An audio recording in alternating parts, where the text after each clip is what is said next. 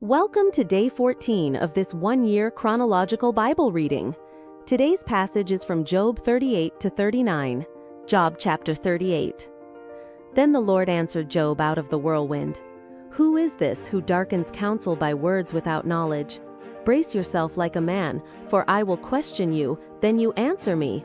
Where were you when I laid the foundations of the earth? Declare if you have understanding. Who determined its measures if you know? Or who stretched the line on it? What were its foundations fastened on? Or who laid its cornerstone, when the morning stars sang together, and all the sons of God shouted for joy?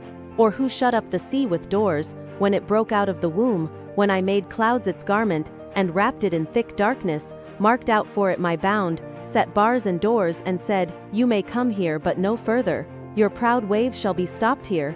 Have you commanded the morning in your days, and caused the dawn to know its place, that it might take hold of the ends of the earth, and shake the wicked out of it?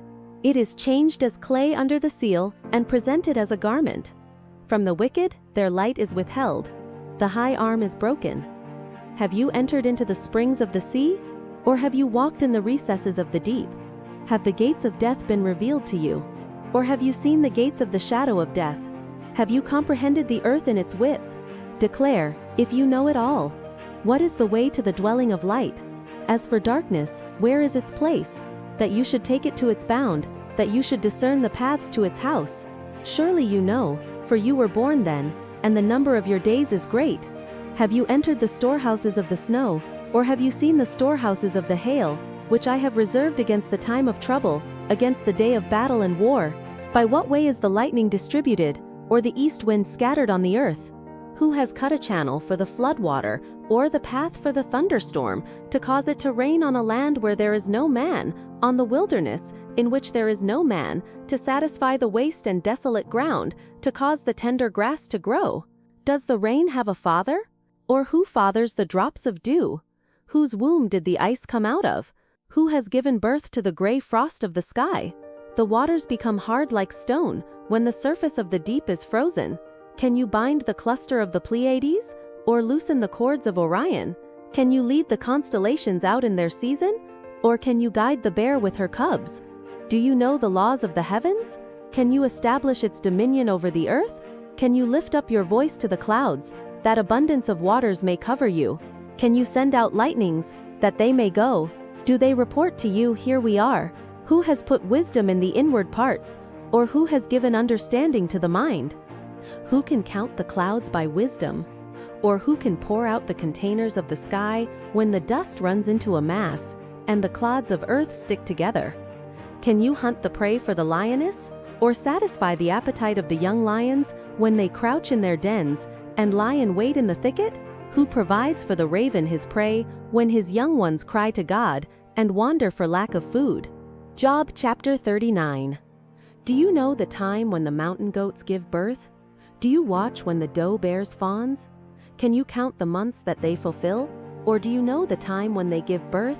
They bow themselves, they bear their young, they end their labor pains. Their young ones become strong. They grow up in the open field. They go out and don't return again. Who has set the wild donkey free? Or who has loosened the bonds of the swift donkey?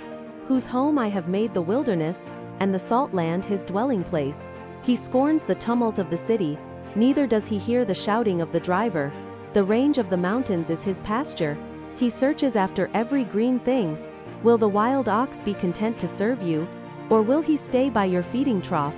Can you hold the wild ox in the furrow with his harness, or will he till the valleys after you? Will you trust him, because his strength is great, or will you leave to him your labor? Will you confide in him, that he will bring home your seed, and gather the grain of your threshing floor? The wings of the ostrich wave proudly, but are they the feathers and plumage of love?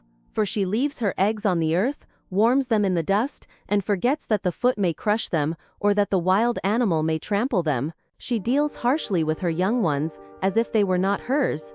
Though her labor is in vain, she is without fear, because God has deprived her of wisdom, neither has he imparted to her understanding.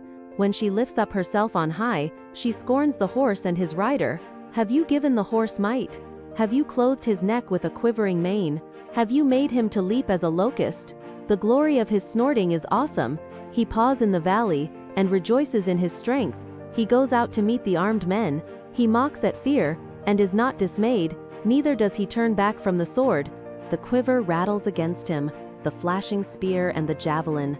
He eats up the ground with fierceness and rage, neither does he stand still at the sound of the trumpet. As often as the trumpet sounds, he snorts. Aha! He smells the battle afar off, the thunder of the captains and the shouting. Is it by your wisdom that the hawk soars and stretches her wings toward the south? Is it at your command that the eagle mounts up and makes his nest on high? On the cliff he dwells and makes his home, on the point of the cliff and the stronghold. From there he spies out the prey. His eyes see it afar off. His young ones also suck up blood. Where the slain are, there he is. Thank you for joining. Until tomorrow, have an awesome and blessed day.